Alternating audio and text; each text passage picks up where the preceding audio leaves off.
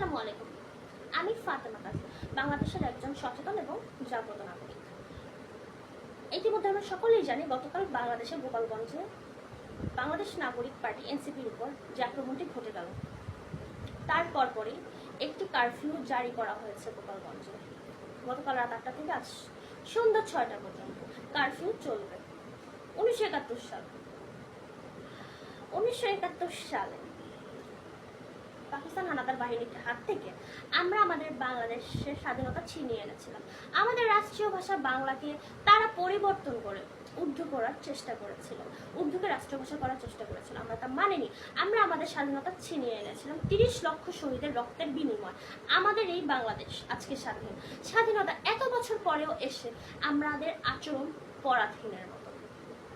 গতকালকে বাংলাদেশ নাগরিক পার্টি এনসিপির উপর যে আক্রমণটি ঘটলো, সে আচরণটি আমাদের মোটেও কাম্য নয়। আমরা একটি স্বাধীন রাষ্ট্রে বাস করছি। স্বাধীনতা আমাদের অধিকার। কোথায় গিয়েছে আমাদের এই অধিকার? আমরা কেউ কখনো চাচ্ছি পরিবর্তন, আমরা কেউ কখনো চাচ্ছি একটি সুষ্ঠু নির্বাচন, কিন্তু আমরা এটা চাচ্ছি না যে আমরা গোল একটি টেবিলে বসবো, আমরা আলাপ করব, আলোচনার মাধ্যমে আমরা আমাদের রাজনৈতিক পথ সুগম করব। আমরা আমাদের এই বিভিন্ন মতামত তুলে ধরবো, তা আমরা কেউ করছি না। আমাদের উচিত একটি টেবিলে বসে আমাদের যার যার মতামত তুলে ধরা।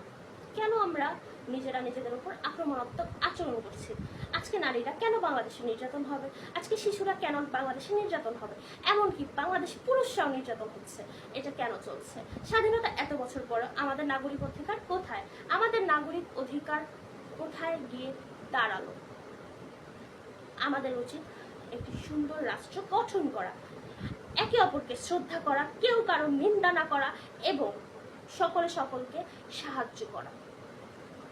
এই যে স্বাধীন রাষ্ট্রের স্বাধীন নাগরিকের মতন আচরণ করাটাই আমাদের কাম্য। আপনাদের সকলকে অনেক অনেক শুকরিয়া।